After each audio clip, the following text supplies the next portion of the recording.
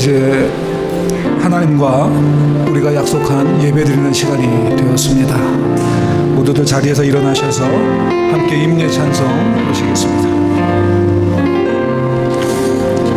우리 모두 예배하는 자 되어 온전히 영과 진리로 주를 예배하자.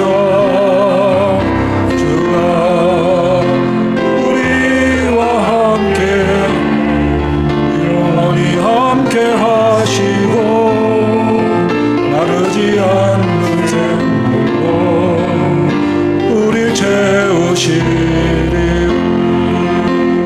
모두 예배하는 자 되어 온전히 영과 진리 주를 예배하자. 주가 우리와 함께 영원히 함께 하시고 마르지 않는 샘물로 우릴 채우시리라.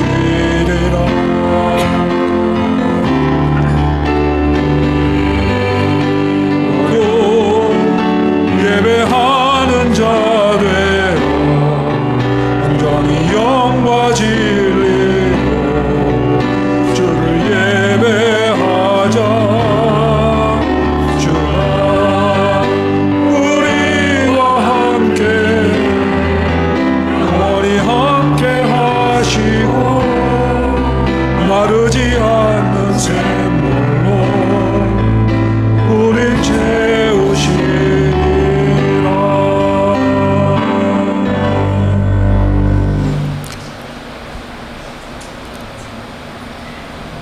은혜와 사랑과 능력이 충만하신 아버지 하나님,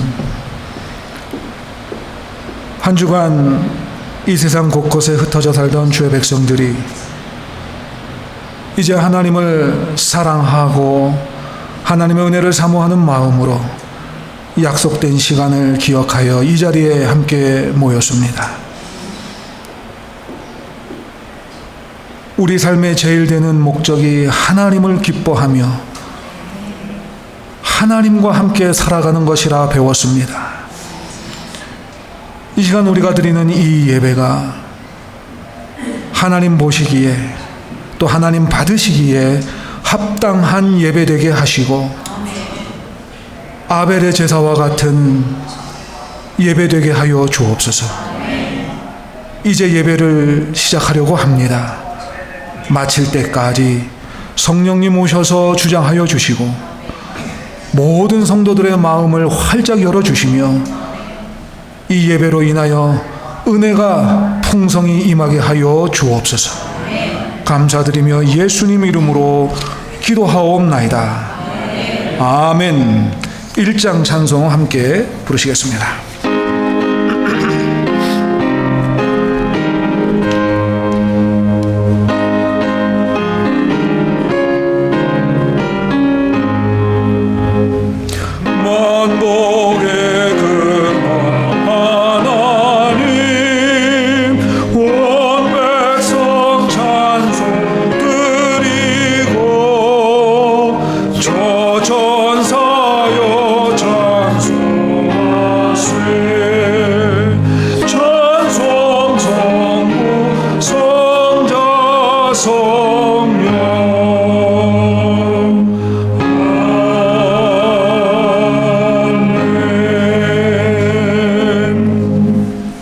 이 시간 우리 다 함께 하나님 앞에 참회의 기도 드리시겠습니다.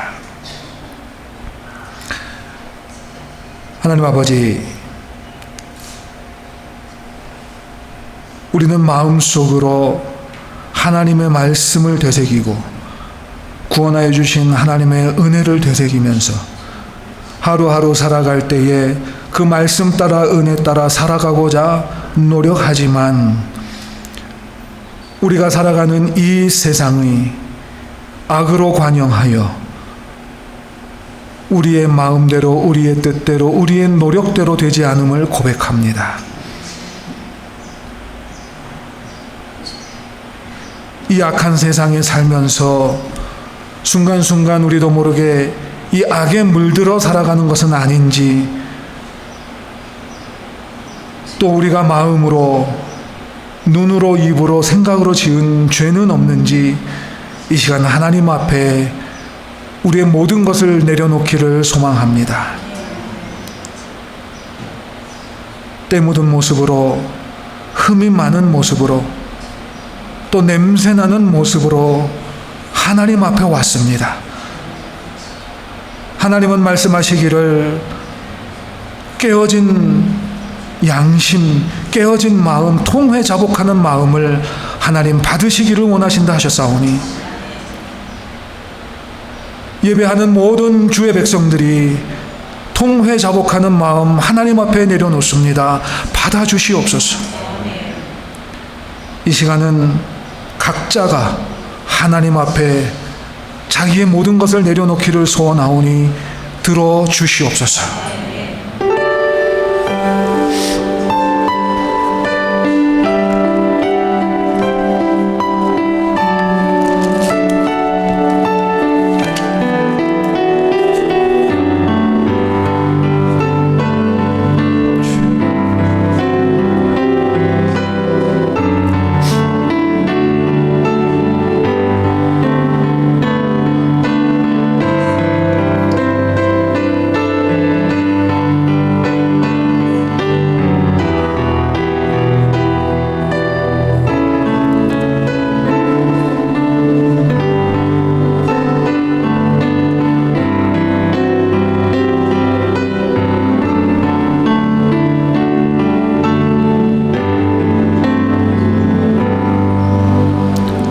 아버지 하나님, 우리는 우리 스스로 죄를 씻을 수 없습니다. 흠 많은 모습을 씻을 수 없습니다. 우리에게서 나는 냄새를 제거할 수 없습니다. 오직 주 예수 그리스도의 보혈만이 우리를 깨끗게 하시고 씻어주시고 냄새를 없앨 수 있습니다. 우리를 용서하여 주시옵소서. 그러므로 이제 그리스도 예수 안에 있는 자에게는 결코 정죄함이 없나니, 이는 그리스도 예수 안에 있는 생명의 성령의 법이 죄와 사망의 법에서 너를 해방하였음이라. 아멘. 우리 다 같이 경배 찬송 524장 찬송하겠습니다.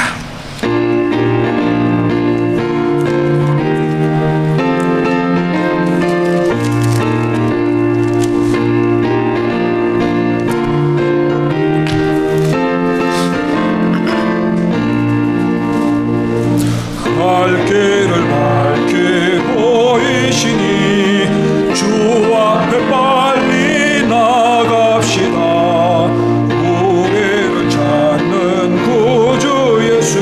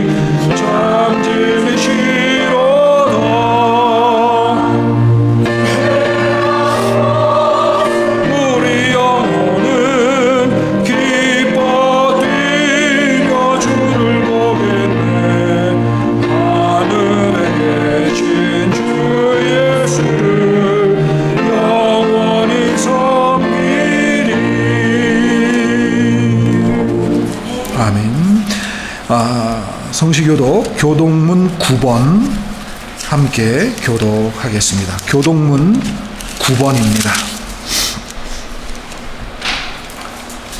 네, 교독하겠습니다. 여호와여, 주의 장막에 머무를 자 누구오며 정직하게 행하며 공의를 실천하며 그의 혀로 남을 허물하지 아니하고 그의 이웃에게 악을 행하지 아니하며 그의 눈은 망령된 자를 멸시하며 그의 마음에 서원한 것은 해로울지라도 변하지 아니하며 뇌물을 받고 무죄한 자를 해하지 아니하는 자이니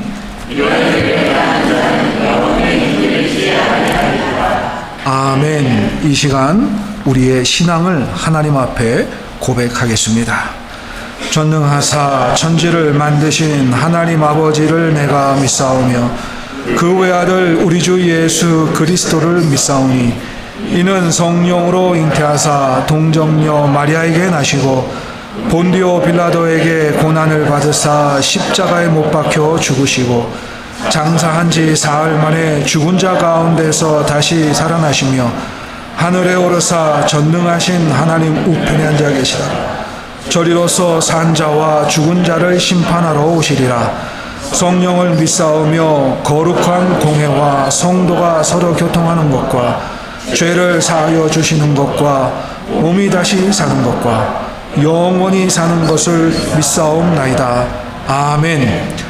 자리에 앉으셔서 찬송가 285장 찬송하겠습니다.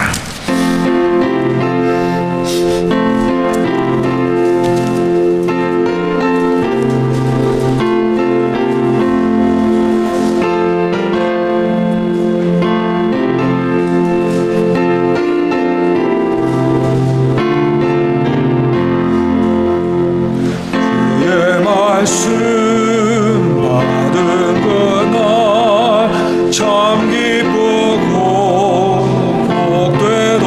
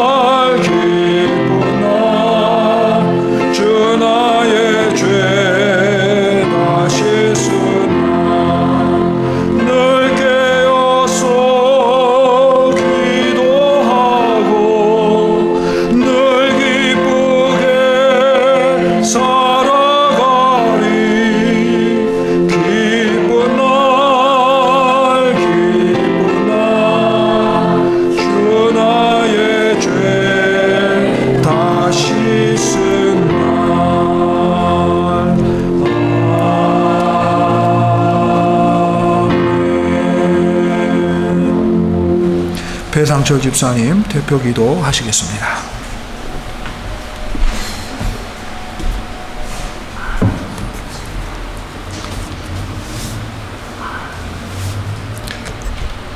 사랑하는 주님, 오늘도 우리가 모여 공동으로 주님을 예배할 수 있게 하심을 감사드립니다. 지나온 한 주간을 돌아보면 주님 앞에 서기 부끄러운 모습이 더 많지만 그럼에도 불구하고 우리를 격려하시어 기꺼이 예배의 자리로 부르심을 더욱 감사합니다. 이곳에 모여 주님을 찬양하고 또 주님의 자녀임을 고백하는 아름다운 성도들에게 하나님이 주인 되심과 우리의 삶의 모든 것임을 알게 하여 주시옵소서. 하나님, 우리 믿음의 공동체 안에 어려운 사정과 힘든 상황에 있는 가정들이 있습니다. 특별히 육체의 질병으로 인해 고통받는 식구들이 많이 있습니다.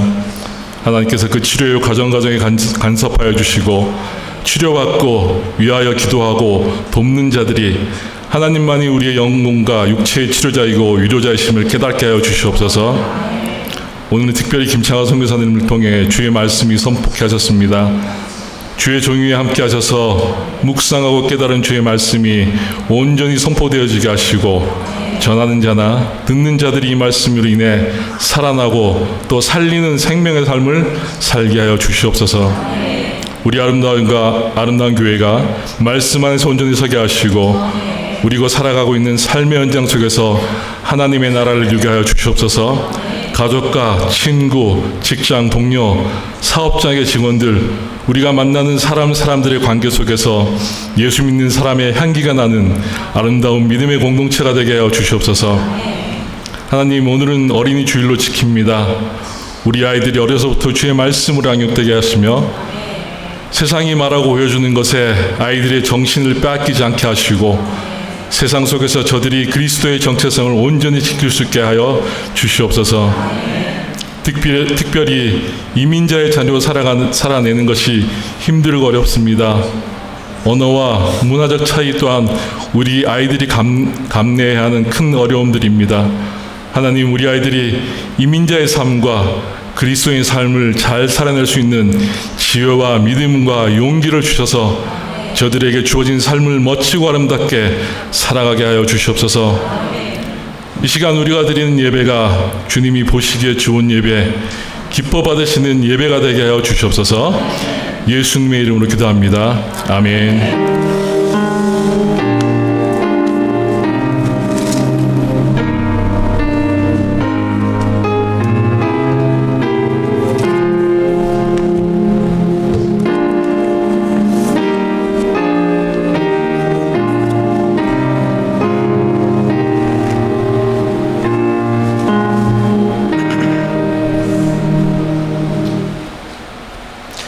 이 시간 목마른 사슴 찬송하시는 가운데 하나님 앞에 봉헌하겠습니다.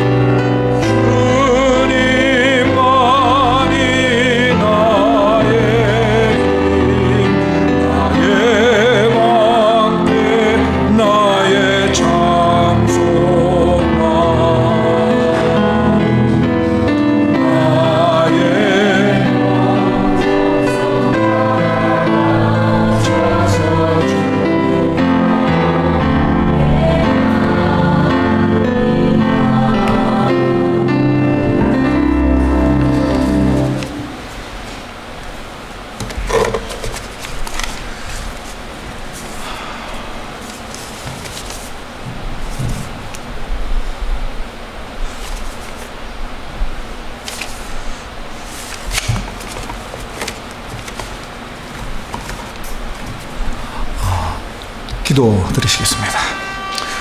아버지 하나님, 하나님 말씀하시기를 너희들은 나에게로 나아오라. 나올 때에 빈손으로 나오지 말고 드릴 예물을 가지고 나오라 하셨습니다. 하나님이 무엇이 필요해서, 하나님이 무엇이 부족해서 우리에게 요구하시는 것이 아니라 하나님께 받은 것 가운데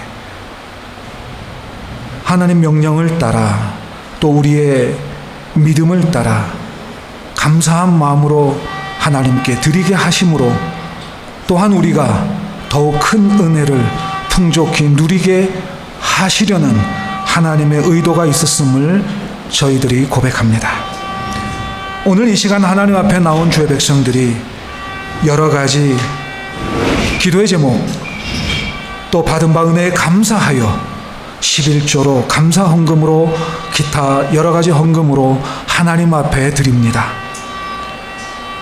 마땅히 드려야 할 것을 하나님 앞에 드리지만 또한 하나님 아버지, 주의 백성들이 한 주간 이 세상 나가서 수고의 땀을 흘려 얻은 소득으로 하나님 앞에 드리오니 이 예물 하나님 기쁘게 받아주시고 주의 백성들이 필요한 모든 것 하나님께서 시마다 때마다 풍족하게 내려주시고 채워주시옵소서.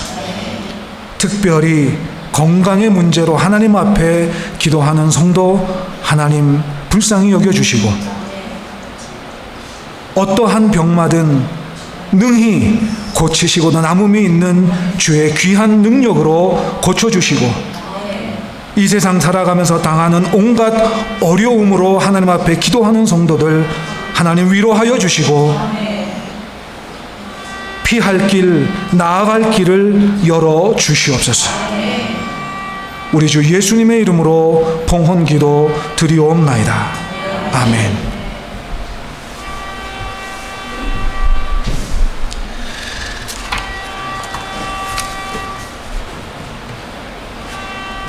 교회 소식을 함께 주보를 보시겠습니다.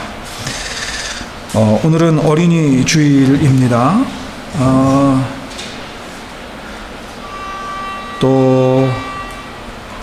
오늘은 제가 또 5월 19일에는 박진만 목사님 오셔서 예배를 인도하실 텐데 아시겠지만 담임 목사님께서 또 이렇게 해외에 선교대회 또 집회 인도로 이렇게 출타하셨습니다.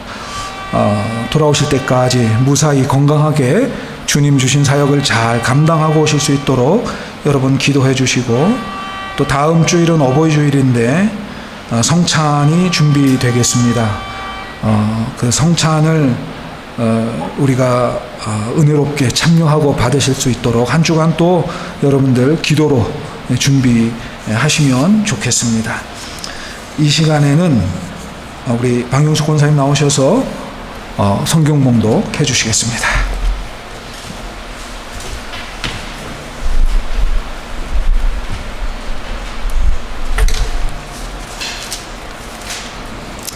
하나님을 사랑하고 알고자 하는 저희에게 오늘 허락하신 하나님의 말씀은 호세아 6장 1절에서 3절, 고린도 후서 5장 8절에서 10절 말씀입니다.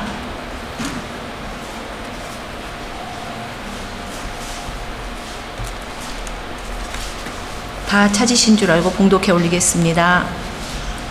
오라, 우리가 여호와께로 돌아가자. 여호와께서 우리를 찢으셨으나 도로 낫게 하실 것이요 우리를 치셨으나 싸매어 주실 것임이라. 여호와께서 이틀 후에 우리를 살리시며 제3일에 우리를 일으키시리니 우리가 그 앞에서 살리라. 그러므로 우리가 여호와를 알자. 힘써 여호와를 알자.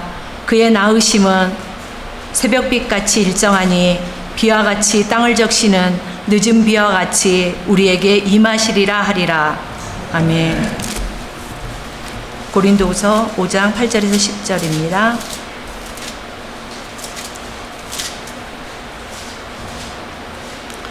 우리가 담대하여 원하는 바는 차라리 몸을 떠나 주와 함께 거하는 그것이라. 그런즉 우리는 거하든지 떠나든지 주를 기쁘시게 하는 자 되기를 힘쓰노라. 이는 우리가 다 반드시 그리스도의 심판대 앞에 드러나 각각 선악간에 그 몸으로 행한 것들을 따라 받으려 함이라. 아멘.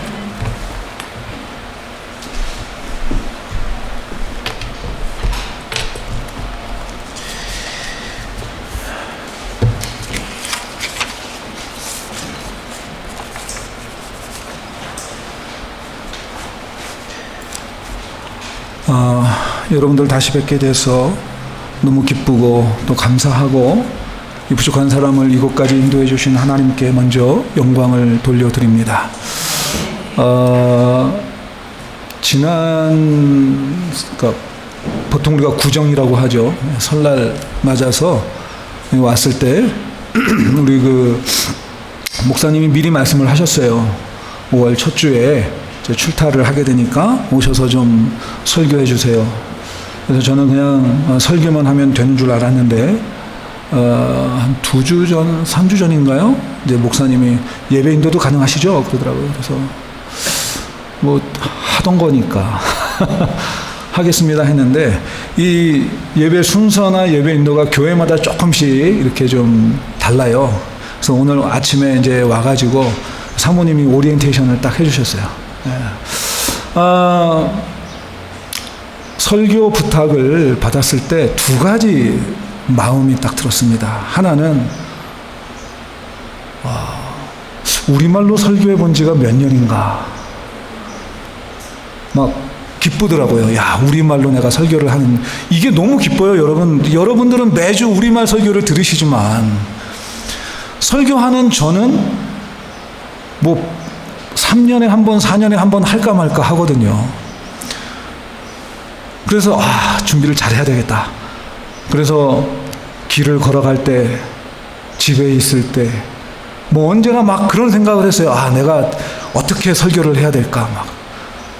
그러다가 문득 드는 생각이 이러다가 중구난방 설교하면 어떡하지? 집중해야 되겠다. 그래서 집중을 막 하는데 무슨 생각이 문득 들었는가 하면 기본적인 건데요. 신학교에 이제 신대원 다닐 때 설교학을 강의하시던 목사님들이 하시던 말씀 중에 뭐가 있었냐면 목사는 설교를 하는 사람이면서 또한 그 설교를 듣는 사람이다. 너무 맞는 말이죠. 제가 비록 하나님의 말씀을 대언하지만 저는 대언자지 제가 하나님은 아니지 않습니까? 그렇다면 저 역시도 하나님 앞에서 예배드리는 자로서 하나님의 말씀을 먼저 들어야 되겠다. 그래서 하나님 어떻게 말씀을 전할까요?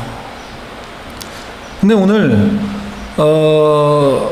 아까 우리 배 집사님 기도 중에 그런 내용이 있었죠. 우리 아이들이 이민자로서 지금 멕시코에서 살잖아요. 한국에서 온 아이들도 있겠고 때로는 여기서 태어난 아이들도 있겠지만 어쨌든 한국 사람이지 않습니까? 한국 사람이면서 그 정체성을 가지고 살기는 멕시코에서 산단 말이죠. 저 역시도 그랬습니다. 저 역시도 10대 때 제가 결정했겠어요? 저희 아버지가 결정하셨죠. 남미로 이민 가기로 하고 모든 걸 다 이제 버려두고 이민을 갔는데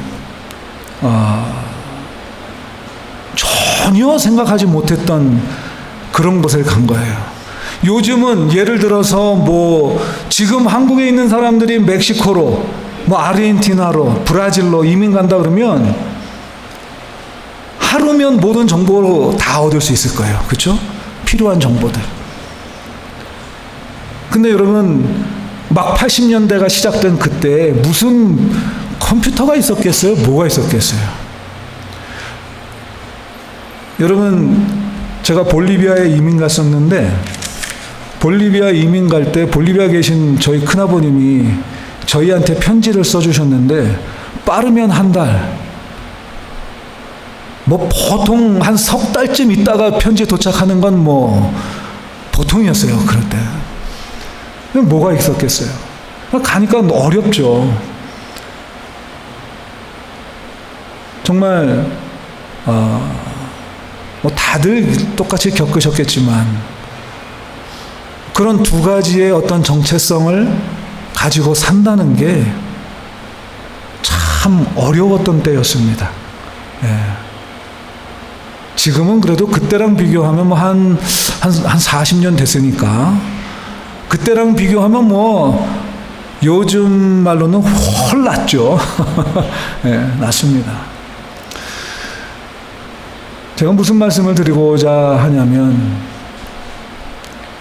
우리는 그리스도인으로 살면서 또한 이 세상에 살고 있습니다. 그렇잖아요? 그 두 가지 정체성이 우리에게 있는 거예요. 하나님이 우리를 부르셨을 때에 너는 그리스도인으로 살아라 라고 부르신 거예요. 너 내가 불러서 지금 당장 하나님 나라, 하늘나라 데려가려는 것이 아니라 이 땅에서 살아라 라고 부르신 거라고요. 사도 바울도 그 고백하지 않습니까? 내가 지금 당장 죽어서 예수님과 함께 저 세상에서 하나님 나라에서 사는 것이 좋은데 그럼에도 불구하고 지금 여기서 내가 살아가야 한다라고 하는 거죠. 살아가야 한다. 어떻게 보면 참 하나님 고약하세요. 그렇잖아요? 좀 불러주셨으면 은혜 주시고 능력 주시고 그리스도인으로서 이렇게 뭐 사는 것도 좋지만 불러가시는 것도 낫지 않을까 이런 생각도 드는데 그게 아니에요. 때로는 말로 다 표현할 수 없는, 설명할 수 없는 그 어려운 고난 속에서, 병마 속에서 도무지 아무리 생각해도 지혜가 떠오르지 않고 어떻게 해야 할지 생각이 나지 않는 그런 피할 길도 보이지 않고 그런 어려움 속에서 어쩔 때는 하나님 가만히 계시는 것 같고 내 기도 들었지 않으시는 것 같고 나와 함께 하시지 않는 것 같고 저 멀리 계시는 것 같은 하나님 왜 그러시나? 그런 때가 문득 있어요.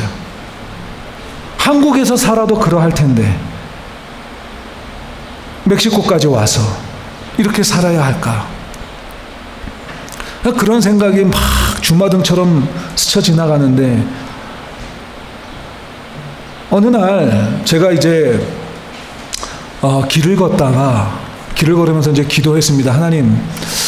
하나님의 말씀을 전하는데 하나님이 원하시는 게 뭡니까? 그런 생각이 들었어요. 오늘 주보에 보시면 제목이 그거예요. 하나님이 원하시는 것 뭘까 도대체? 하나님 우리에게 뭘 원하시나? 제가 봉헌 기도에도 말씀드렸습니다마는 하나님이 뭔가 부족해서 우리에게 손을 벌리시는 거 아닙니다. 하나님이 분명 말씀하시기를 은도 내 것이고 금도 내 것이다 그러셨어요. 하나님이 이 세상 모든 것을 다 만드셨어요. 하나님이 주인이세요. 뭐가 부족하셔서 뭐가 필요해서 우리에게 손을 내미시겠습니까? 아니거든요. 하나님이 우리를 이 세상 많은 사람들 가운데 선택하셔서 하나님의 백성으로 불러주신 데는 이유가 있다라고 하는 거죠. 하나님 원하시는 게 있다는 거예요. 그런데 그게 은도 아니고 금도 아니에요. 어느 날 갑자기 하나님이 우리를 향하여 너 십자가에 달려서 죽어라 하는 것도 아니에요. 그럼 대체 뭘 원하시는 건가?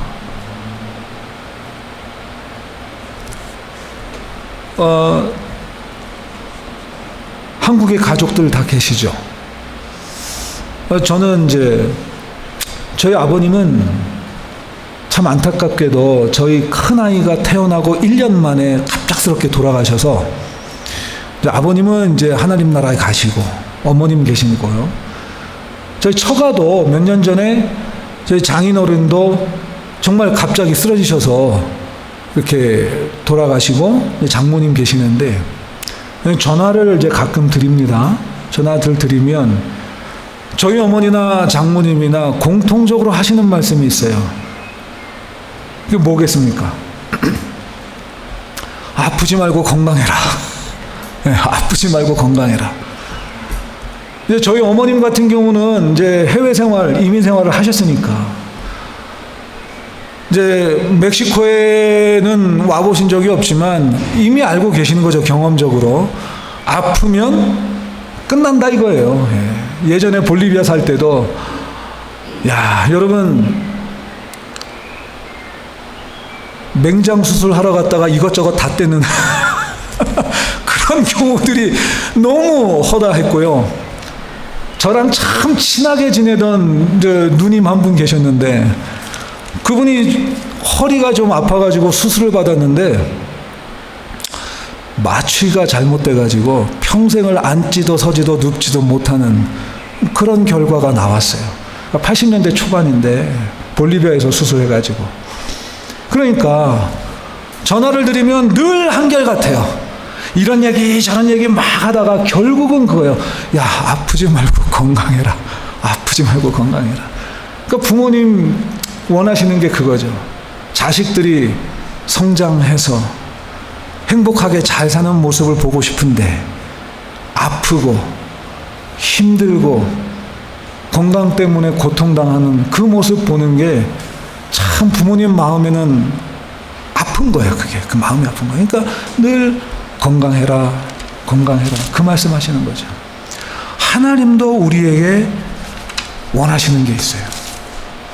하나님도 우리를 불러주셨을 땐 이렇게 살아라 하고 우리에게 원하시는 게 있는데, 그것은 결국은 뭐냐면 신앙생활의 기초, 기본을 잊지 말라라고 하는 것입니다.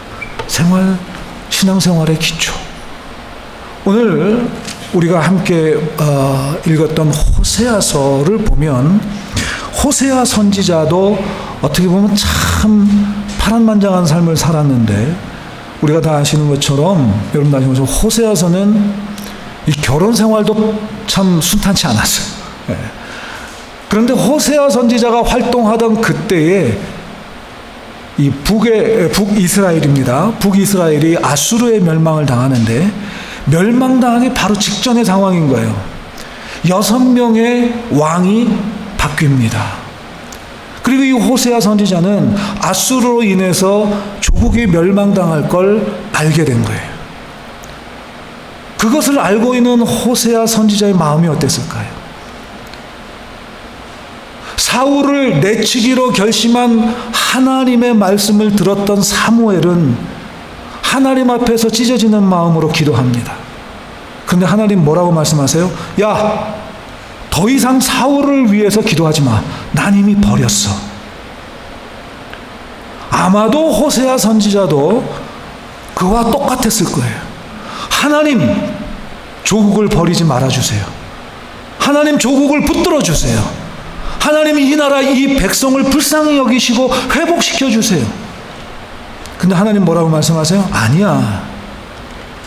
난 이미 정했어.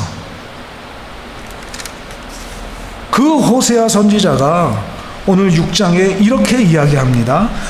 다시 한번 보겠습니다. 호세아서 6장 1절입니다. 오라, 우리가 여호와께로 돌아가자. 여호와께서 우리를 찢으셨으나 도로 낫게 하실 것이요 우리를 치셨으나 싸매어 주실 것이다. 이미 호세아 선지자는 알고 있습니다. 그런데 뭘 강조합니까? 돌아가자. 돌아가자는 거예요. 돌아가자. 여러분, 공부를 잘하려면 기초가 튼튼해야 돼요. 그렇죠? 기초가 튼튼합니다. 특별히 외국어 공부를 하려면 제일 먼저 해야 될 것은 읽고 쓰는 법을 알아야 돼요. 읽고 쓰는 법. 그거 못하면 외국어 못하죠. 수학 공부 잘하려면 가감승제. 요즘 어린 분들은 이 말 잘 모를 거예요. 그렇죠? 가감승제. 가감승제. 그거 손들라고 하면 모를 거고. 더하고 빼고 곱하고 나누고 가감승제 한자로. 그거 못하면 못하죠. 예전에 치아파스에 살 때 저희 집 바로 앞에 저희 큰딸하고 동갑내기 여자애가 살았어요. 중학교 2학년인가 3학년쯤 됐는데 2 곱하기 2를 몰라요. 중학교 2학년쯤 된 아이가 2 곱하기 2를 모릅니다. 그게 무슨 말인지 아세요? 구구단 제일 처음 시작이 그거잖아요. 그렇죠? 2 곱하기 2부터 시작하잖아요. 그걸 몰라요, 중학생이. 야, 정말 제 마음속에 한심하다 이런 생각이 들더라고요. 근데 살면서 보니까 아니에요. 그 아이는 정상적으로 공부하고 있는 거예요. 왠지 아세요? 계산기가 있거든요.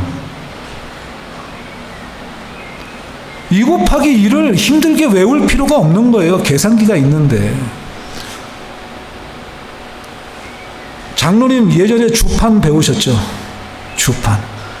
아마 저랑 동년배 비슷하신 분들 조금 위로 뭐 조금 아래로 뭐 괜찮겠습니다만 주판 다 배우죠. 이렇게 해가지고 저 연필 손가락 사이에 끼우고 요걸로 그거 못한다고 선생님한테 얼마나 혼났는지. 근데 요즘은 그거 외울 필요 없는 거죠. 핸드폰 꺼내서 누르면 다 나오잖아요. 그렇죠? 그 아이가 정상인 거예요, 어떻게 보면. 그러면 기초가 중요합니다. 근데 우리 신앙생활에 기초도 있습니다. 많은 사람들이 신앙생활의 기초 그러면 여러 가지 이야기 하겠습니다만, 저는 2가지를 꼽고 싶습니다. 첫 번째, 신앙생활의 기초 첫 번째는 하나님은 살아계신 하나님이다 라고 하는 거예요. 우리는 하나님을 섬기는데 저 크고 푸르른 나무를 섬기는 게 아니에요. 앞산에 큰 바위를 섬기는 게 아니에요. 뒷산에서 호령하는 호랑이를 섬기는 게 아니에요. 무슨 말인지 잘 아시죠? 전설의 고향이 나오잖아요. 그렇죠? 비나이다 비나이다. 깨끗한 그릇에 정한수 떠놓고 비는 신앙이 아니라고요. 우리는 살아계신 하나님을 믿습니다. 그 하나님 살아계신 하나님이에요. 2번째로 그 하나님은 우리 사람을 비롯해서 온 우주 만물을 지으신 분이고 그 지으신 온 우주 만물에 간섭하시는 하나님이십니다. 우리가 왜 하나님께 나와 예배하고 우리가 왜 하나님께 기도합니까? 살아계시기 때문에, 그리고 우리의 삶에 역사하시기 때문에, 우리가 건강하게 잘 살기를 원하시는 하나님이시기 때문에 그 하나님께 기도하는 거예요. 그 하나님께 나오는 거예요. 그러면 어떻게 하면 이 2가지 기초를 잘 우리가 마음속에 깨닫고 그 기초대로 살아갈 수 있느냐? 그게 이제 문제인 거죠. 요즘은 이제 포스트 모더니즘이 지나서 포스트 모더니즘이라고 이야기합니다. 좀 어려운 말이에요. 근데 쉽게 말하면 뭐냐면 이 이야기는 뭐냐면 이 세상에 지금까지 우리가 알고 지냈고 또 존재했던 모든 진리와 가치 체계가 180도로 다 바뀌었다, 깨졌다라고 하는 말이에요. 지금 우리는 그런 시대에 살고 있습니다. 전통적으로 인류의 공통적인 가치관이 무너져 내리는 그런 시대입니다. 얼마 전에 한국의 감리교단에서 어느 목사님을 출교시켰습니다. 이 목사님을 출교시킨 이유는 동성애자들과 성소수자들이 모이는 퀴어 축제에 나가서 성수를 뿌리고 꽃을 뿌리면서 그들을 축복한 것. 여러 번 그렇게 한 모양이에요. 그게 이제 교단 안에서 문제가 되고 고발이 돼서 교단 법으로, 감리교 교단 법으로 이 목사님을 정죄하고 출교시켰습니다. 이제 이분은 이제 더 이상 목사가 아닌 거죠. 감리교뿐만이 아니라 일반 기독교 안에서도 불교를 비롯한 타 종교 안에 우리 기독교와 비슷한 구원, 그리고 은혜가 있다라고 말하는 사람들이 있고요. 미국이나 캐나다 같은 곳에서는 심한 곳은 목사의 설교를 주정부에서 간섭하는 일도 있습니다. 이제 미국의 군목들은 성소수자들을 향해서 그것이 잘못된 거다라고 설교할 수 없습니다. 그렇게 되면 군에서 파면당합니다. 지금 이런 시대에 우리가 지금 살고 있습니다. 차별금지법, 그래서 그들을 차별하면 안 된다. 그래가지고 우리 기독교가, 그리고 목사들이 역으로 차별받고 핍박받는 상황이 되어가고 있습니다. 그 외에도 여러 가지로 우리 그리스도인들이 이제는 그리스도인의 정체성을 지키면서 살아가기가 쉽지 않은 시대가 된 거예요. 그럼 우리는 어떻게 해야 합니까? 예수님이 말씀하십니다. 너희들은 뱀처럼 지혜롭고 비둘기처럼. 그럼 어떻게 하는 것이 그렇게 되는 것이냐? 첫 번째, 오늘 여기 호세아서의 말씀에 있는 것처럼 하나님께로 먼저 우리가 돌아가야 됩니다.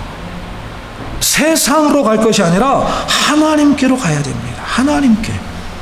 우리가 이제 휴가가 되고 방학이 되면 여행 가시는 분들 이렇게 있잖아요.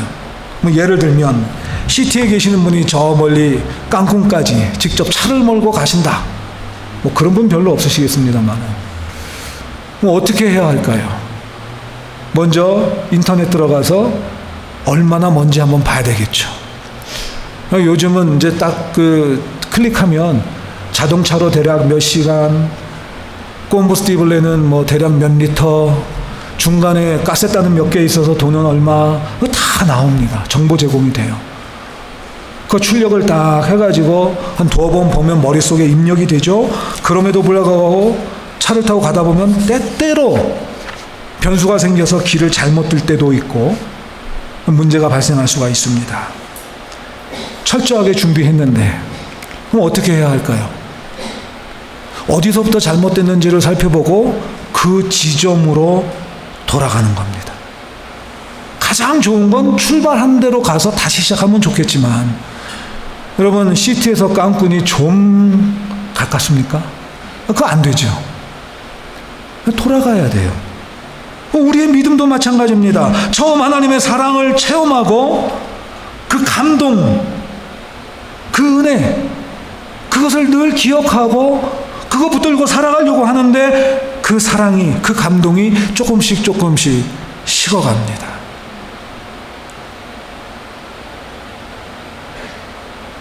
돌아가고 싶은데 잘 안 될 때가 있어요. 여러분 컴퓨터를 잘 다루시는 분들 아마 복원지점이라는 단어를 아실 거예요. 컴퓨터를 다루면 문제가 생겼을 때 복원지점을 미리 만들어 놓으면 그 지점으로 돌아갑니다. 그러면 컴퓨터를 다시 깨끗하게 사용할 수가 있어요. 마찬가지입니다. 우리의 믿음도, 우리의 신앙도 이 복원지점이 있다라고 하는 거예요. 복원지점. 그것을 만들어 놓고 정해놓고 신앙생활하면 우리에게 우리의 믿음이, 우리의 신앙이 어려움에 부딪혔을 때, 시련을 만났을 때 해결하기가, 돌아가기가 쉽다는 거예요. 근데 그 복원 지점을 하나님이 우리에게 만들어 놓으셨다라고 하는 거죠. 그걸 찾아야 돼요. 그걸 찾는 것이 중요합니다.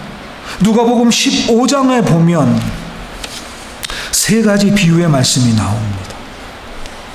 잃은 양의 비유, 되찾은 드라크마의 비유, 그리고 돌아온 탕자의 비유입니다. 이 돌아온 탕자의 비유가 바로 이 시스템 복원과 관련이 있는 말씀입니다. 우리가 다 아는 것처럼 돌아가시지도 않은 아버지에게 유산을 달라고 합니다. 이런 못된 아들이 있습니까? 유산을 달라고 하는 말은 당신은 이미 죽은 사람이나 방불하오니 이제 나에게 줄 유산의 몫을 내게 주시오. 나 그것 갖고 내 생각대로, 내 주장대로, 내 계획대로 살아갈 테니 그거 나에게 지금 주시오 하는 거예요. 아버지를 죽은 사람 취급하고 있습니다. 근데 결국은 그걸 받아서 나가서 다 탕진하고 굶주리고 어떻게 보면 죽기 일보 직전인데 유대인들은 경멸하는 돼지가 먹는 돼지 먹이조차 먹을 수 없는 그런 상황 속에서 그는 결국은 아버지 집으로 돌아옵니다. 그러면 여기에서 무엇이 과연 이 아들에게는 시스템 복원 지점이 됐을까요? 누가복음 15장 17절을 우리 한번 같이 찾아보겠습니다. 누가복음 15장 17절입니다.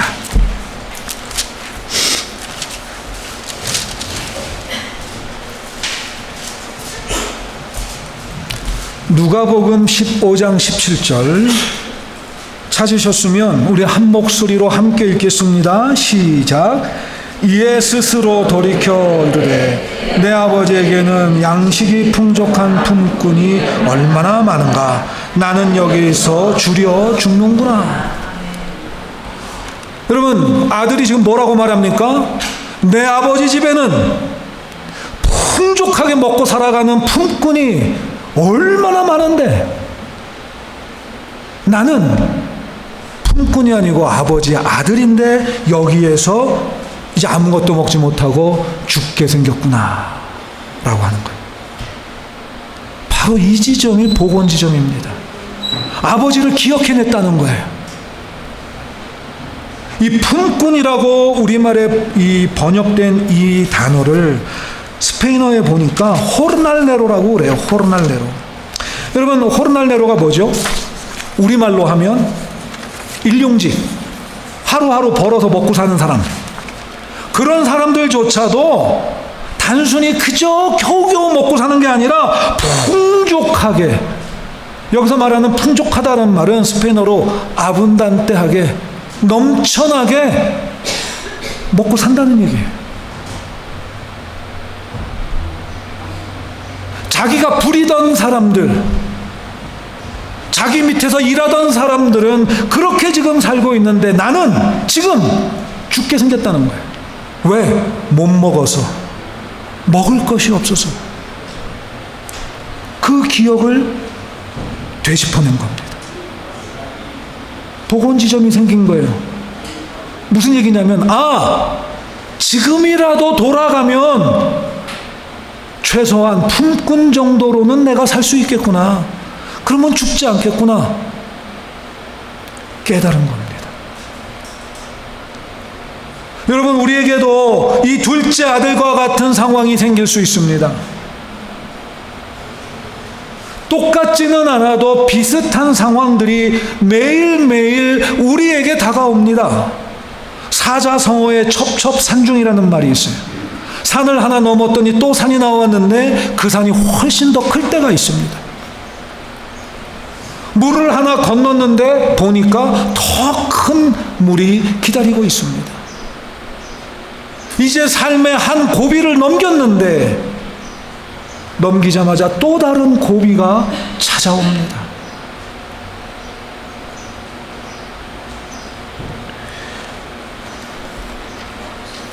여러분, 이 둘째 아들은 이제 배고프고 병이 들고 외롭고 쓸쓸해지자 철없을 때 자기 집에서 일하던 일용직 노동자들에게까지 풍족하게 대해주시던 아버지를 떠올렸습니다. 그의 마음, 그의 머릿속에 고장난 시스템이 복원될 수 있는 지점이 생겨난 것입니다. 우리도 마찬가지 아니겠습니까? 저와 여러분, 우리 모두가 각자의 믿음 시스템을 가지고 살아가는데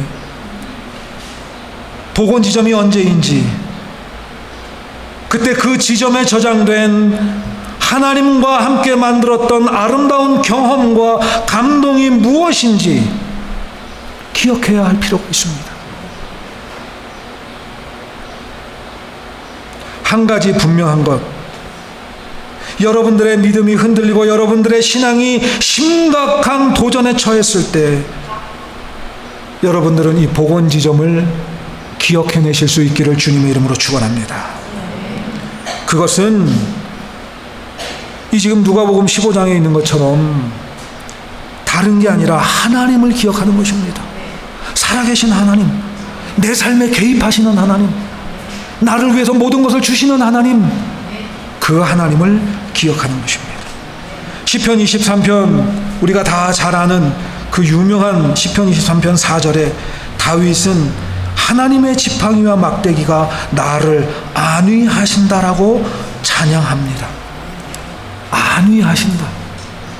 이 안위한다라고 하는 말 스페인어 성경은 이렇게 번역하고 있습니다. infundir aliento. infundir라고 하는 말은 불어넣다, 불다 이런 말이에요. 우리가 지금 저기에 풍선이 있죠. 풍선을 불 때 그 분다라는 단어도 infundir와 똑같은 단어예요. 불어넣는다는 거예요.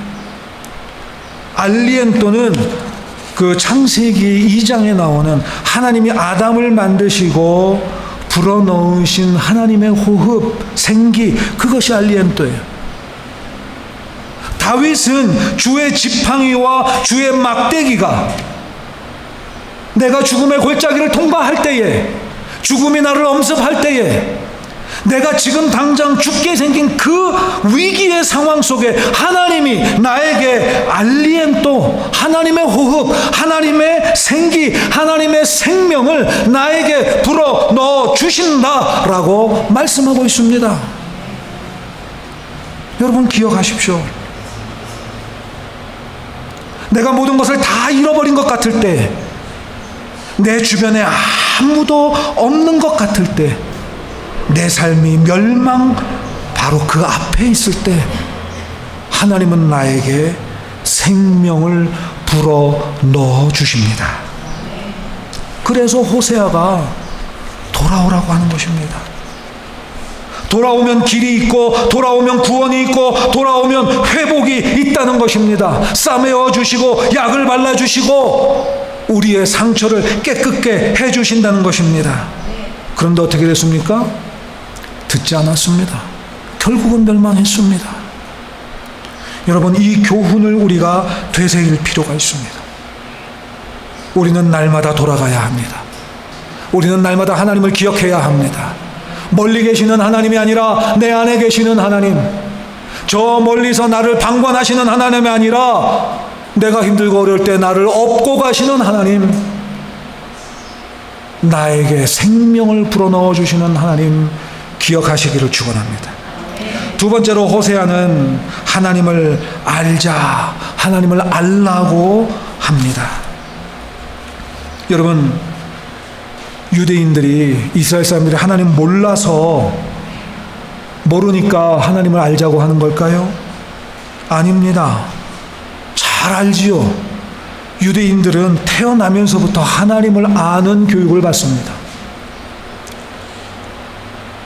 알아도 너무 잘합니다. 이 잘 아는 백성들이 자기들을 지으시고 보호하시고 때를 따라 은혜를 베푸시는 그 하나님을 계속해서 배신합니다. 여러분, 우리가 다 잘 아는 것처럼 사사기를 비롯해서 열왕기, 역대기, 그리고 모든 이 선지자들의 말씀을 보면 공통점이 하나 있어요. 그건 뭐냐면 하나님을 배신하는 자기 민족을 향하여 돌아오라고 외치는 겁니다. 여러분, 사사기를 읽어보세요. 제가 사사기 읽다 보면 좀 감정이입이 되는 것 같아요. 저도 마치 하나님의 어떤 시선에서 이렇게 사사기를 읽다 보면 막 화가 날 때가 있어요. 이렇게까지 해주는데, 이렇게까지 하는데 계속해서 배신합니다. 대략 20여 명의 사사가 있었어요. 그 얘기는 뭐냐? 20번이 넘는 하나님을 향한 이스라엘 민족의 배반이 있었다는 얘기예요. 계속해서 하나님께 등을 돌립니다. 사사기 읽어보시면 이런 말이 나와요. 아무개 사사가 있는 동안에 그게 8년, 10년, 대개 20년, 40년 이렇게 되죠. 평안하였더라. 근데 그 다음 어떻게 해요? 또다시 뭐요? 바알에게 가고, 우상을 섬기고, 하나님을 배반해요. 그러면 어떻게 됩니까? 또 하나님께서 이방 민족을 들어서 이스라엘을 칩니다. 블레셋이 공격하지요. 아말렉이 오지요. 미디안이 오지요. 그러면 또 부르짖습니다. 그러면 마음 약한 하나님은 또 사사를 세워서 구원해 주시고 은혜를 베풀어 주시고 평화를 주시죠. 그런데 사사기를 읽으면서 제가 느끼는 건 너도 똑같다라고 하는 거예요. 너도 똑같다. 별거 없습니다. 저라고 별 다른 거 있겠습니까? 저도 하나님이 주시는 어떤 평화를 누리고 사역을 하면서 뭔가 잘 될 때 솔직히 말씀드리면 마치 제가 노력해서 마치 제가 조금 뭔가 좀 능력이 있는 것 같아서 제가 열심히 해서 하는 것 같다는 생각을 들 때가 있어요. 사실은 하나님이 다 하시는 건데 어떻게 보면 저는 우리가 흔히 하는 말로 숟가락을 얻는 것 뿐인데 그것이 모두 다 제가 한 것이냐. 그래서 뭔가 조금이라도 어려움 생기면 원망하는 마음, 입에서 원망의 말이 먼저 나와요. 여러분, 목사라고 해서 크게 다를 거 없습니다. 목사라고 해서 똑같습니다. 그래서 서두에 말씀드린 것처럼 이 설교 준비하면서 제가 저에게 하고 싶었던 말이 막 나오더라고요. 돌아가야 된다. 돌아가야 된다. 그리고 하나님을 알아야 된다. 여러분, 제가 하나님을 몰라서 하나님을 알자고 얘기하나요? 따지고 보면 어떻게 보면 여러분들보다 제가 조금이라도 알면 더 많이 알겠지요. 공부를 했으면 조금이라도 더 했겠지요. 그런데 여러분, 그거 다 소용없습니다. 매일 매순간 하나님을 알아가려고 노력하는 것이 중요해요. 여러분, 우리가라고 하면 안 될 것 같네요. 결혼하신 분들만 대상으로 지금 말씀드리겠습니다. 중매가 됐든 연애가 됐든 처음 만나서 결혼하기까지 사귀고 할 때 여러분들이 하셨던 게 뭐예요? 알아가는 거잖아요. 그렇죠? 알아가는 거. 도대체 이 남자가 뭘 좋아하나? 이 여자는 뭘 좋아하나? 데이트하는데 늘 뭘 먹잖아요. 그렇죠? 밥 먹으러 가면 밥 먹기 전에 우리 뭐 먹으러 갈까요?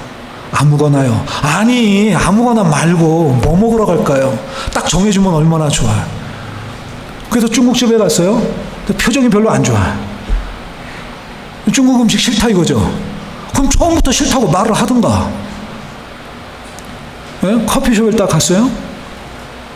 커피도 종류 엄청 많잖아요. 뭐 좋아하세요? 아니 그냥 아무거나 따뜻한 거요. 아메리카노를 시켰어요. 입도 안 돼. 왜? 마끼아또 마시고 싶었거든. 알아가야 돼요. 내가 정말로 관심이 있고 내가 정말로 사랑하려고 한다면 알아가야 돼요. 어떤 집안에서 태어났고 어떤 교육을 받았고. 네. 아니, 사귄다면서 알지도 않고 모르고 사귀면 그게 사귀는 거예요? 아니죠. 하나님을 우리가 사귀는 하나님과의 교제도 마찬가지예요. 우리 하나님을 알아야 돼요. 하나님이 어떤 분인가? 하나님은 도대체 왜 나를 선택하셨나? 에? 이 남자는 나를 뭘 보고 선택했을까? 내가 예뻐서? 그건 당연할 것 같고. 이 여자는 왜 나를 선택했을까? 에? 알아야 돼요. 알아야 더 사랑할 수 있습니다. 알아야 더 많은 관심을 가질 수 있습니다. 알아야 기도할 수 있습니다. 여러분, 우리가 하나님을 아는 것이 이렇게 중요합니다.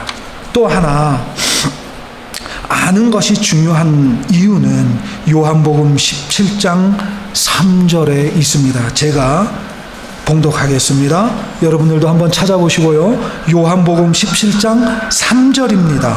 영생은 곧 유일하신 참 하나님과 그가 보내신 자 예수 그리스도를 아는 것이다. 여러분, 여기서 안다라고 하는 것은 제가 지금 말씀드린 뭘 들어서 알고 보고 아는 그런 차원이 아니에요. 여기서 안다는 건 뭐냐? 경험해서 안다는 겁니다. 경험해서. 내가 예수님을 알고 싶었더니 예수님께서 그분이 어떤 분인지를 나에게 경험하게 해주셔서 내가 이제는 예수님을 안다는 것입니다. 내가 하나님을 알고 싶었는데 그냥 성경 말씀에 있는 하나님을 글자로만 아는 것이 아니라 하나님이 내게 오셔서 그 사랑을 베풀어 주시고 내게 감동을 주시고 내가 경험하게 해주셔서 그 하나님을 이제는 내가 안다는 거예요. 더 이상 배신할 수가 없어요. 떠날 수가 없어요. 등 돌릴 수가 없어요. 아무리 내가 몸이 아프고 아무리 나에게 정말 극심한 어려움이 찾아와도 하나님을 배반할 수가 없어요. 그게 여러분 아는 겁니다. 그 얘기는 뭐냐? 우리에게 구원이 있고 영생이 있다라는 말씀입니다. 사람들은 영원히 이 땅에서 살고 싶어 합니다. 그래서 100세, 120세 이야기를 합니다. 왜 그럴까요? 이 땅이 모든 것의 근본이라고 생각하기 때문입니다. 하나님을 모르기 때문에, 예수님을 모르기 때문에. 그러나 예수님이, 하나님이 말씀하시는 영생은 그것이 아닙니다. 단순히 몸이 죽지 않고 영원 불멸의 상태가 되는 것이 아니라 하나님과 함께 살아가는 삶이 바로 구원이요 영생인 줄로 믿습니다. 이 땅에서의 삶은 예행 연습이에요, 여러분. 저 하늘나라에 가서 내가 어떻게 살아야 할지를 연습하는 것입니다. 그래서 더욱더 알아야 합니다. 알아야 합니다. 우리가 경험한 하나님의 은혜와 하나님의 사랑은 영원한 진리입니다. 아무리 이 세상의 가치관이 새로워지고 이 세상의 진리가 뒤바뀐다 할지라도 영원히 뒤바뀔 수 없고 영원히 깨질 수 없는 것은 하나님이 우리를 사랑하신다는 그 한 가지 사실입니다. 그러므로 우리는 이 진리와 이 사랑을 날마다 새롭게 경험하고 날마다 새롭게 알아야 될 줄로 믿습니다. 세 번째는 하나님을 기뻐해야 합니다. 기뻐해야 해요. 여러분, 내가 만나는 이 사람이 나를 기쁘게 하고 내가 이 사람을 만날 때마다 기뻐할 수 없다면 그럼 만날 이유가 없죠.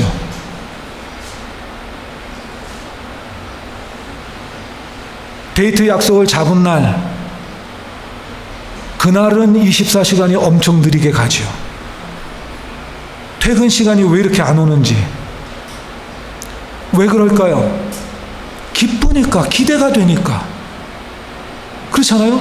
기대가 되기 때문에 1분 1초가 빨리 갔으면 좋겠는데 그 시기는 정상적으로 가는데 그 시기를 바라보는 제 눈, 제 마음은 어때요? 엄청 느리게 가는 것 같죠. 여러분, 우리가 하나님을 사랑할 때도 하나님을 알고 싶어하는 그 마음을 가질 때도 그런 마음이 있어야 돼요. 기뻐해야 합니다. 하나님을 기뻐해야 돼요. 우리는 하나님을 기쁘시게 할 목적으로 지음받았고 우리의 삶의 목적은 하나님을 영화롭게 하고 하나님을 찬양하는 것입니다. 소요리 문답, 제일 첫 번째 문답이 그거 아니에요? 우리는 왜 태어났나? 우리는 왜 창조되었는가? 바로 하나님을 기쁘게 하고 하나님과 함께 그 기쁜 삶을 살게 하기 위해서입니다. 창세기 2장 8절 말씀에 여호와 하나님이 동방의 에덴에 동산을 창설하시고 그 지으신 사람을 거기 두셨다라고 그랬습니다. 동방의 에덴이 어딘지는 몰라요. 지금도 이 에덴을 찾고자 하는 사람들이 참 많습니다. 저는 에덴을 찾고 싶은 마음은 없어요. 근데 이 에덴이라고 하는 이 이름, 여기에 큰 의미가 있어요. 하나님이 온 우주 만물 다 만드시고 마지막에 하나님을 만드셨어요. 사람을 만드셨어요. 이 사람을 만들어 놓고 이 사람을 어떻게 할까 생각하시다가 그래, 동산을 하나 만들자. 쉽게 말하면 이 사람이 살아갈 곳을 만드셨다는 거예요.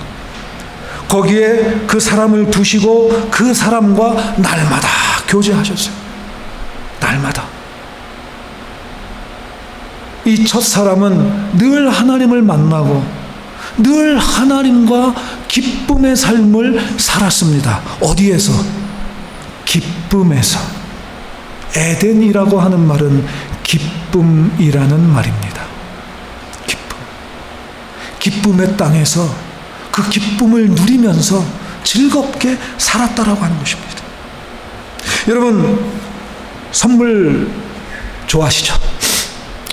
어떤 선물 원하시나요? 살다 이것저것 많이 받아봐서 이제 더 이상 내가 이 사람한테 무슨 선물을 기대하겠습니까? 아니요. 그래도 요만한 거 하나라도 주면 어쨌든 기쁘잖아요. 그렇죠? 제가 이 선물, 기쁨 이런 거 이제 주제로 이렇게 쭉 보다가 이런 걸 하나 발견했어요. 이게 여기다 썼었는데 올해 금년 1월 달에 어떤 신문 보도로 나온 겁니다. 여러분, 이 동남아시아에 가면 브루나이라는 나라가 있어요. 아시는지 모르겠어요. 섬나라, 조그만한 땅인데 이 석유가 굉장히 많이 나오고 그 나무가 유명하죠. 원목 나무. 그래서 그 많이 수출도 하고 하던 이 브루나이 왕이 있습니다. 술탄인데 무슬림 국가거든요. 이 왕이 가지고 있는 이 왕의 이름으로 된 자동차가 7,000대랍니다. 그 조그만한 나라에 왕만 운전할 수 있는 자동차가 7,000대인데 얼마 전에 이 브루나이 왕을 위해서 특별 제작된 자동차가 있어서 그거를 이제 왕이 받았어요. 굉장히 좋아했겠죠. 특별 맞춤 제작으로 선물 받은 거니까. 선물은 아닌데 사실은 이 차 이름이 벤틀리 도미네이터 SUV. 여러분 아세요? 벤틀리가 뭔지? 장로님 아세요? 저는 사진도 못 봤어요. 벤틀리가 뭔지. 그래서 물어봤어요. 벤틀리가 뭐예요? 그랬더니 목사님은 평생 만지기도 힘드신 차예요. 그러더라고요. 뭔데 만지지도 못해요? 그랬더니 만질 수 없는 차였어요. 이 왕이 선물 받은 벤틀리 도미네이터가 8천만 달러짜리래요. 8천만 달러. 그 신문에 아라비아 숫자로 8천 써 있길래 얼마 안 되네 그랬더니 뒤에 만 써 있더라고요. 8천만 달러. 얼마죠? 8천만 달러면? 이미 7,000대를 갖고 있는 사람이 8천만 달러짜리 차를 특별 제작으로 받은 거예요. 얼마나 좋았을까요? 얼마나 기뻤을까요? 세상에 딱 한 대뿐인 자동차. 올해 1월에 나온 신문 보도입니다. 4개월이 지났어요. 5월이에요. 만약 여러분들이 그 왕에게 가서 그거 보실 때마다 기쁘세요? 하고 물어보면 그 왕이 뭐라고 말할 거야? 여러분, 모든 선물이 다 그래요. 오늘 새벽에 출시된 스마트폰 밤새 줄 서서 그 사는 사람들 있잖아요. 막 사면은 막 환호성을 지르고 좋아하죠. 그럼 며칠 갈까요? 사실 선물이라는 게 그래요. 받고 나면 그저 며칠, 일주일. 자동차도 그렇죠. 여러분, 근데 에덴이라고 하는 곳은 이미 모든 것이 충족되고 풍성한 곳입니다. 더 이상 필요가 없는 곳이에요. 그런데 그 기쁨을 잃어버렸습니다. 왜 잃어버렸을까요? 교만했기 때문입니다. 하나님처럼 되고 싶었습니다. 그 교만이 죄를 불러왔습니다. 절대로 먹지 말아야 할 선악을 알게 하는 나무의 열매를 먹었습니다. 그래서 어떻게 됐습니까? 하나님과 관계가 끊어졌습니다. 기쁨의 동산에서 추방되었어요. 기쁨, 번성, 부요함, 자유, 사랑, 거룩, 하나님과의 교제, 영생, 이 모든 것을 다 잃어버리고 그 대신 슬픔이 왔습니다. 저주가 왔습니다. 질병이 찾아왔습니다. 가난이 왔고 방황하게 되었고 서로 증오하고 불신하고 하나님과 단절될 뿐만 아니라 사람과 사람 사이도 단절되고 그리고 죽음이 찾아왔습니다. 형이 아우를 죽이는 사건이 발생했습니다. 자식이 부모를 흉보고 아버지는 자식을 증오하고 저주하고 그 역사가 지금까지 반복되고 있습니다. 그리고는 받지 않아도 될 심판을 마주해야 할 운명에 처해지게 됐습니다. 이것이 우리의 삶입니다. 어떻게 하면 우리는 기쁨을 회복하고 기쁨으로 돌아갈 수 있을까요? 말씀드린 것처럼 하나님께로 돌아갈 복원 지점을 찾아서 돌아가야 합니다.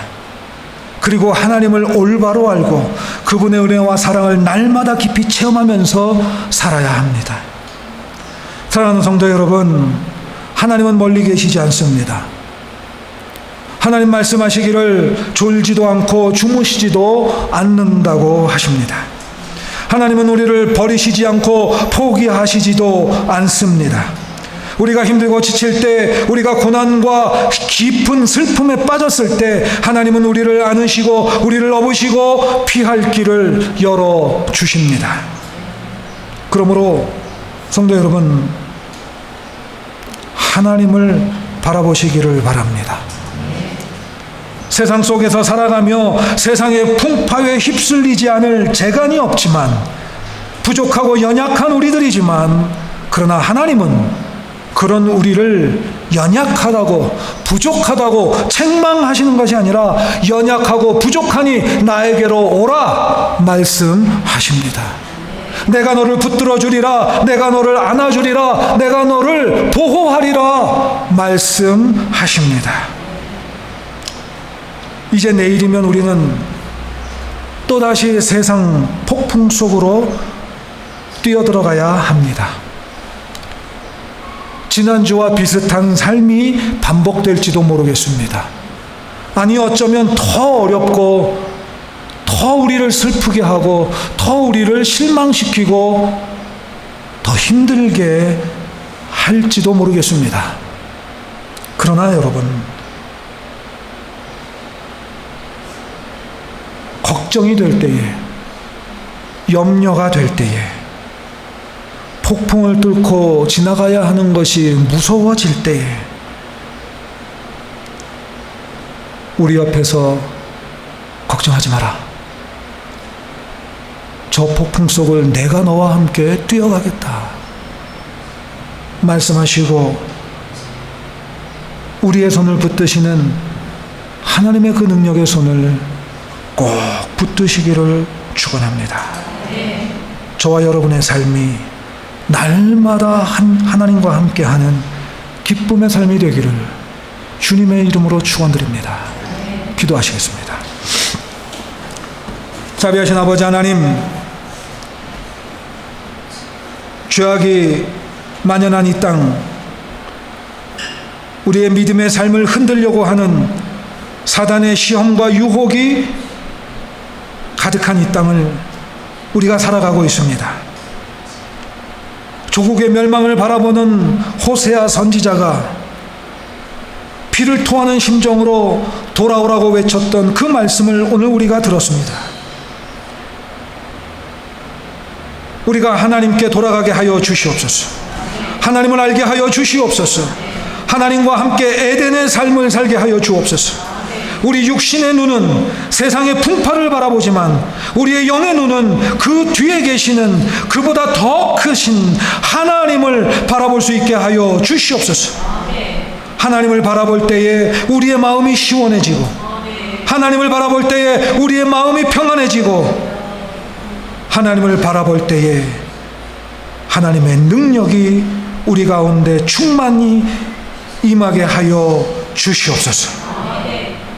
예수님의 이름으로 기도하옵나이다.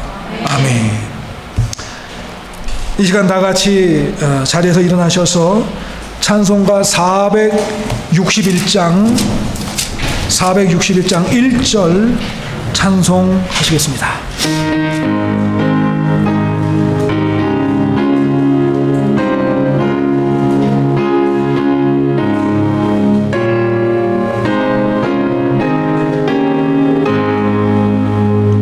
십자가를 질 수 있나 누가 보실 때 주님까지 나오리 너는 내가 하였다 우리의 심령 주의 것이니 주님의 형상 만드소서. 주인 너 따라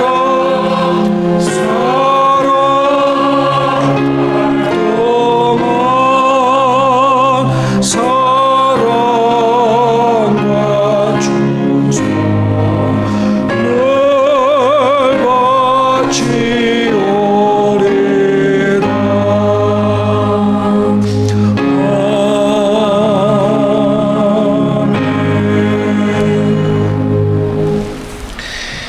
우리가 하나님을 의지하고 하나님을 따르고 하나님을 알고 하나님과 함께 기쁨의 삶을 살아야 할 이유는 여호와는 나의 목자시니 내게 부족함이 없다는 다윗의 노래와 같습니다. 하나님은 우리의 목자이십니다. 우리에게 부족함 없이 채우십니다. 이제 여러분 세상으로 나아가실 텐데, 세상으로 나아가실 때 우리에게 풍족하게 부어주시고 우리의 목자 되시는 하나님과 함께 승리하는 삶을 살아가시기를 축원합니다. 기도하겠습니다. 우리 주 예수 그리스도의 구원하시는 은혜와 그 아들을 보내셔서 우리를 구원하시고 영원토록 우리에게 사랑을 부어주시는 그 하나님의 극진하신 사랑과 언제나 우리와 함께 하시며 우리 가운데 소통하시며 교통하시며 우리 모두 각자 각자의 삶을 주장하시고 주관하시고 인도하시는 성령님의 은총이 이제 하나님 앞에 예배를 드리고 세상으로 나아가는 모든 아름다운 교회 성도들 머리머리 위에 그 가정과 일터와 학업에 이제로부터 영원토록 함께 하실지어다. 아멘.